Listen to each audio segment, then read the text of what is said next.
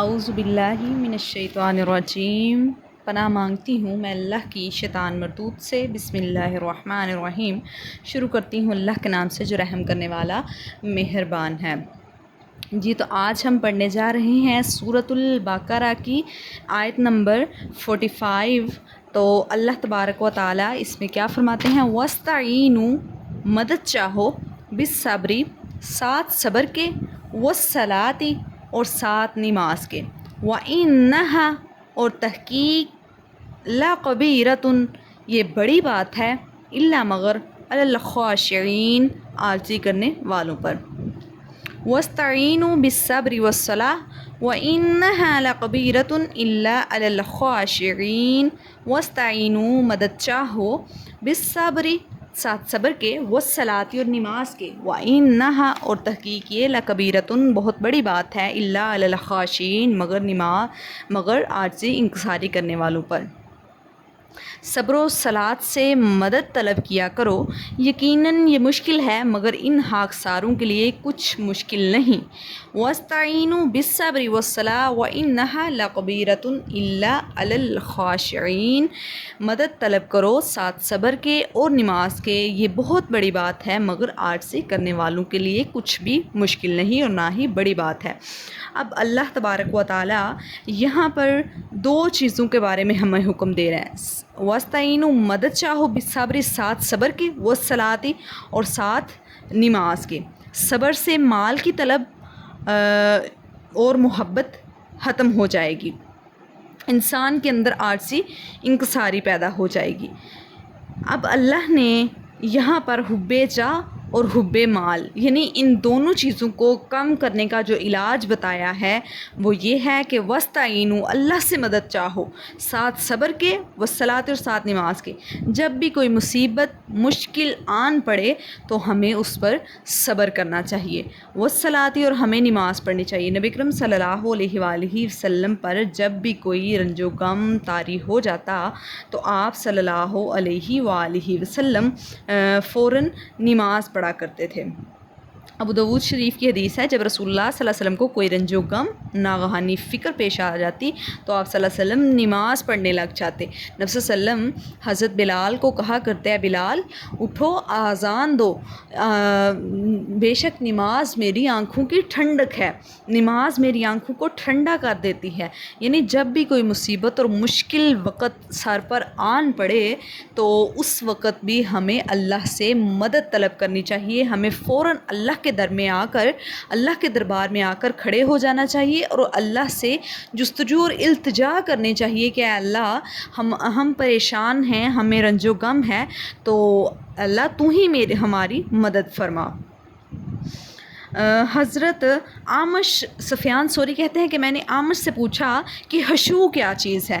اے ثوری، تو لوگوں کا امام ہے۔ حضرت سفیان ثوری کہتے ہیں میں نے اعمش سے پوچھا خشوع کیا چیز ہے؟ تو اے ثوری، تو لوگوں کا امام کہلاتا ہے، خشوع کو نہیں جانتا۔ یعنی سفیان ثوری کہتے ہیں کہ میں نے اعمش سے پوچھا کہ خشوع کیا چیز ہے؟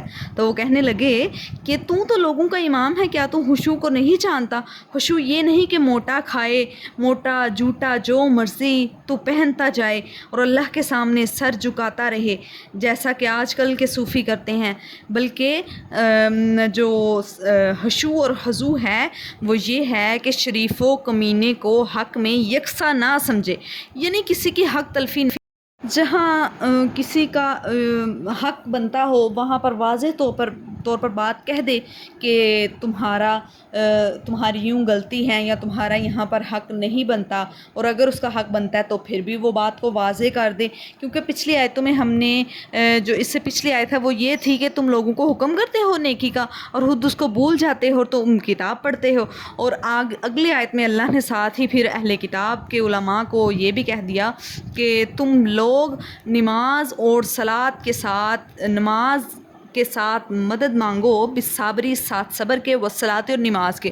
یعنی جب بھی کوئی مصیبت آئے تو ہمیں فوراً وضو کر کے نماز قائم کرنی چاہیے اور اللہ سے ہمیں مدد طلب کر لینی چاہیے۔ اکثر لوگ یہ ہوتے ہیں جب ان پر مشکل آن پڑتی ہے تو ان کے لیے نماز بھی باری ہو جاتی ہے، لیکن جو لوگ اللہ کے فرما بردار لوگ ہیں، اللہ سے مدد چاہتے ہیں، ہمیشہ اللہ ہی کو یاد کرتے ہیں، اللہ تبارک و تعالیٰ کہتے ہیں وَإِنَّهَا لَكَبِيرَةٌ إِلَّا عَلَى الْخَاشِعِينَ، میرے نیک بندو پر مشکل کے وقت مجھ سے مدد طلب کرنا، میری نماز پڑھنا ان خاکساروں کے لیے کچھ بھی مشکل نہیں، مگر جو بدبخت ہیں، جو اللہ کے در سے دور ہیں، ان کے لیے مشکل کے وقت صبر کرنا اور پھر نماز پڑھنا بہت مشکل کام ہے۔ اللہ سے دعا ہے اللہ ہمیں ہر مشکل مصیبت سے بچائے، اور اگر کوئی مشکل اور مصیبت آن پہنچے تو ہمیں صبر کرنے کی توفیق عطا فرمائے، ہمیں نماز قائم کرنے کی توفیق عطا فرمائے، تاکہ ہم اللہ سے مدد طلب کر لیں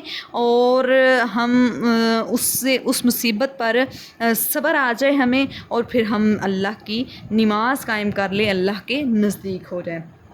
اور پھر صبر کو فکر و تردد کی حالت میں ہمیشہ اور ہمیشہ ہمیں صرف صبر کو ہی اپنا مددگار بنانا چاہیے، یعنی صبر ہی کرنا چاہیے، صبر کو اپنا شعار بنانا چاہیے، ہمیں نماز میں مصروف ہو جانا چاہیے، کیونکہ نماز کی برکت ایسی برکت ہے جس کی وجہ سے پھر غم جو ہیں وہ دور ہو جاتے ہیں۔ ایک دفعہ پھر ہم اسی آیت کا ترجمہ دوبارہ پڑھتے ہیں، وَاسْتَعِینُوا، اور مدد چاہو، وَاسْتَعِینُوا، اور مدد چاہو، بِالصَّبْرِ، ساتھ صبر کے، وَاسْتَعِینُوا، اور مدد چاہو، بِالصَّبْرِ، ساتھ صبر کے، وَالصَّلَاةِ، اور نماز کے، وَإِنَّهَا، اور تحقیق یہ بات، لَكَبِيرَةٌ، بہت بڑی ہے، إِلَّا مگر عَلَى الْخَاشِعِينَ، عاجزی کرنے والوں پر۔ صدق اللہ العظیم۔ اللہ سے دعا ہے اللہ ہمیں نیک عمل کرنے کی توفیق عطا فرمائے اور پھر ہمارا خاتمہ ایمان پر کرے، اور ہم جو پڑھتے ہیں روزانہ کی آیات ترجمے کے ساتھ تو اللہ ہمیں اس پر عمل کرنے کی بھی توفیق عطا فرمائے، اللہ ہمیں توفیق دے کہ ہم اپنی اصلاح بھی ساتھ ساتھ کر سکیں، کیونکہ ہم بھی اللہ کے گناہ گار بندے ہیں، جس طرح ساری دنیا گناہ کرتی ہے اس طرح ہم بھی گناہوں میں مگن ہو جاتے ہیں۔ اللہ سے یوں ہی دعا ہے کہ اللہ ہمیں ہر مشکل کے وقت صبر کرنے کی توفیق عطا فرمائے، اور جو ہم پڑھتے ہیں ہمیں اس پر عمل کرنے کی توفیق عطا فرمائے، آمین یا رب العالمین۔ صدق اللہ العظیم۔